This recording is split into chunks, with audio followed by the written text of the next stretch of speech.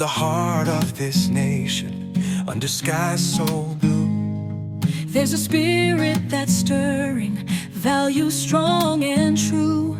from the mountains to the prairies, from the cities to the sea, we stand for liberty, for faith and family. We're diving deep into the heart of what we believe.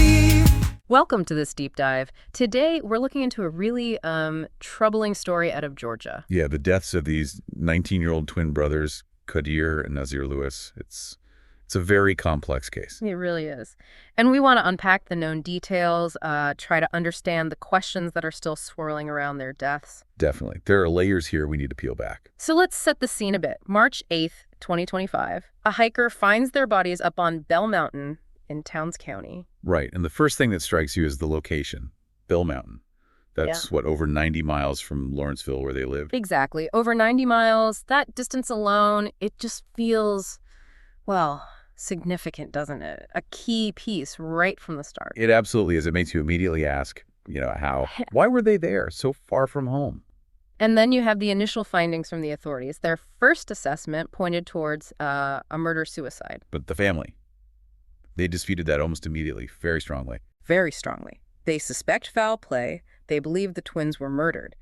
And this seems based, at least in part, on reports from FOX5 Atlanta, especially about some surveillance video. Right. That video seems crucial to their perspective. So our goal here really is to dig into what's been reported, understand why the family feels the way they do, and just explore the unanswered questions based on that reporting. Sounds good. Let's start with that initial assessment and the family's reaction. Okay, so authorities suggest murder-suicide. What does that usually imply based on initial scene findings?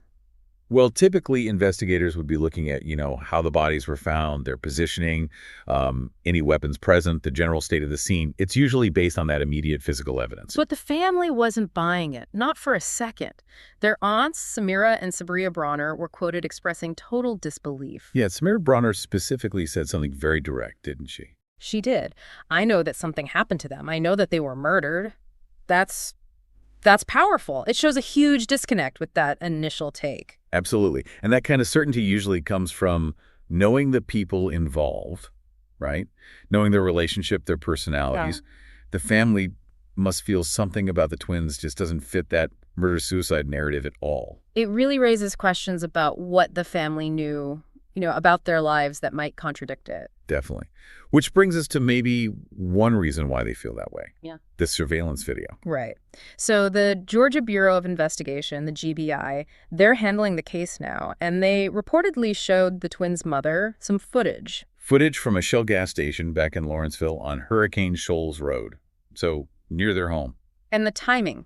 This is key. It's from around 10 p.m. on March 7th. That's the night before their bodies were found way up on Bell Mountain. Just hours before they were discovered, yeah. And what the family says they saw, it's striking. They described the twins going in, coming out, getting snacks, water, just like totally ordinary stuff. Mm-hmm. Normal behavior. But crucially, their interpretation was that the boys seemed calm. Nothing seemed wrong or out of the ordinary to them. And that's the core of their argument against the initial assessment, isn't it? This apparent calmness. It seems to be. If they were heading towards such a violent end, a murder-suicide, would they appear so normal just hours before?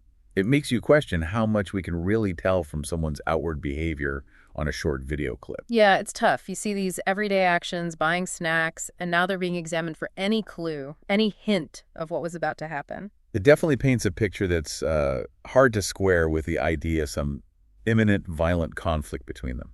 And then there's another really confusing piece. The twins were supposed to fly to Boston. Right. On the morning of March 7th, the very day they were seen at the gas station later that night, they were meant to visit friends. But they missed the flight.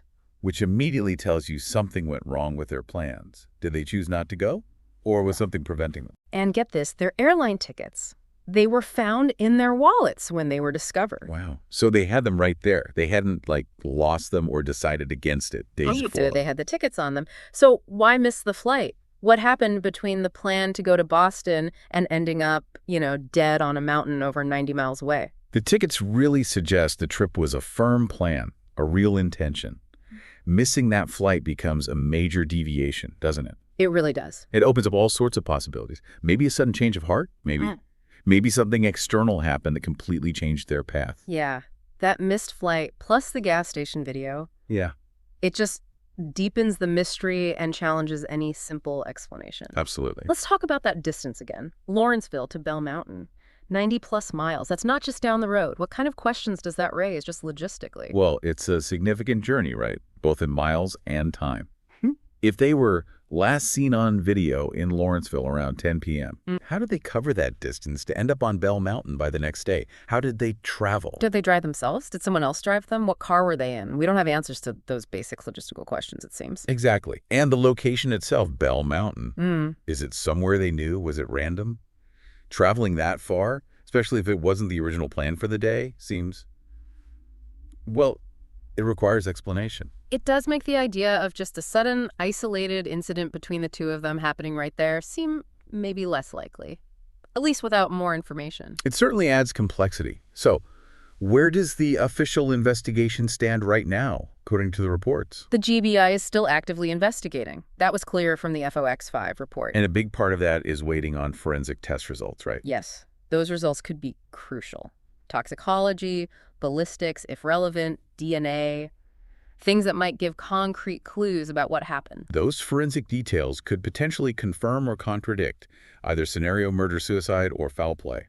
And it's worth noting again, the GBI did show that gas station video to the twins' mother. Which is interesting. It suggests maybe they're acknowledging the family's concerns, trying to be transparent even if their initial conclusions might differ. Right. Showing the evidence involving the family even if it's difficult. It can be a really important step in these kinds of investigations. Build some measure of trust, hopefully. Yeah. Allows the family to maybe offer insights based on what they see. There was also that really strange side note in the reporting, a firefighter arrested. Yeah, for apparently taking photos of the death scene. It seems separate from the cause of death itself, but it just adds another layer of weirdness to the whole situation, doesn't it? It does. It highlights how sensitive the situation is, the public attention. It's a separate legal issue for that individual, of course, but it just underscores the unusual circumstances here. And finally, the report mentioned the GBI is asking for help. A call for information.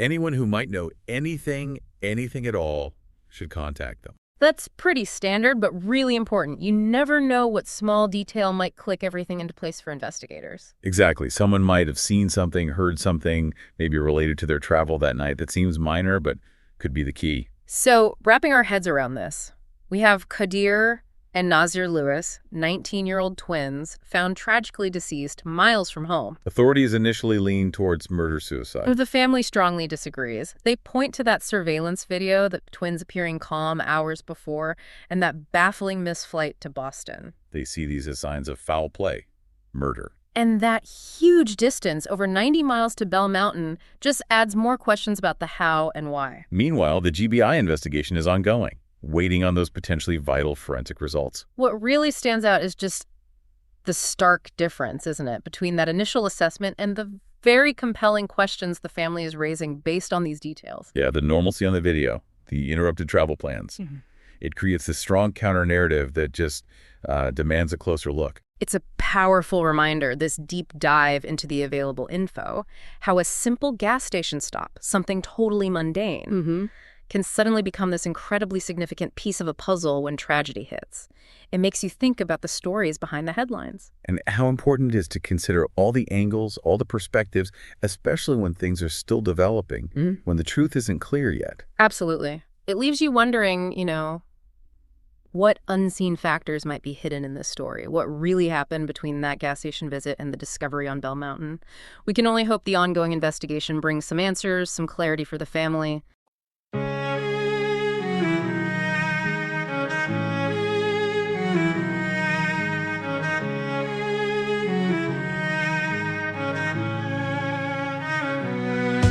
In the heart of this nation, under skies so blue, there's a spirit that's stirring, values strong and true.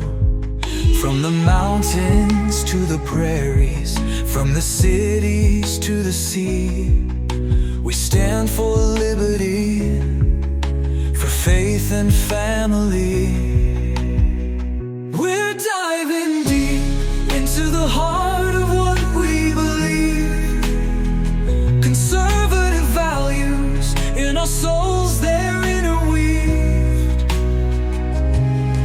With courage and with honor, we'll hold our ground for freedom, for tradition in this land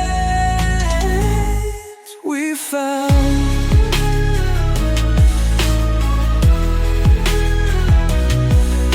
We cherish our Constitution, the words that set us free, the right to bear arms, to speak and to